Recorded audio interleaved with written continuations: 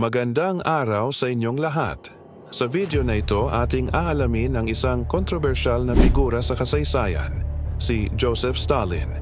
Isinilang sa simpleng buhay noong 1878 sa Georgia, si Stalin ay lumaki sa kahirapan. Ang kanyang ama, isang pabrika worker, at ang kanyang ina, isang masipag na nanay, ay nagbigay inspirasyon sa kanyang determinasyon na umangat sa buhay.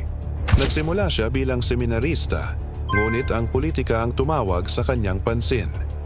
Nang pumanaw si Vladimir Lenin noong 1924, dito nagsimula ang pag-akyat ni Stalin sa kapangyarihan bilang pinuno ng Soviet Union. Ang kanyang pamumuno ay nagdala ng malaking pagbabago. Ginawa niyang industrialized ang Soviet Union at ipinatupad ang collectivization sa agrikultura. Ngunit may kapalit ang mga pagbabagong ito, ang Great Purge at ang sistema ng gulags.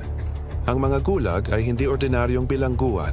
Ito ay mga labor camp kung saan ang mga tao ay napipilitang magtrabaho sa matinding kondisyon.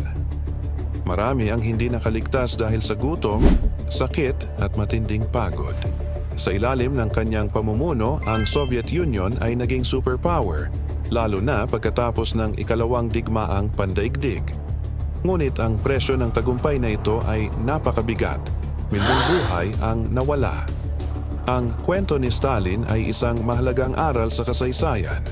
Ipinapakita nito kung gaano kahalaga ang balanse ng kapangyarihan at ang pagpapahalaga sa karapatang pantao.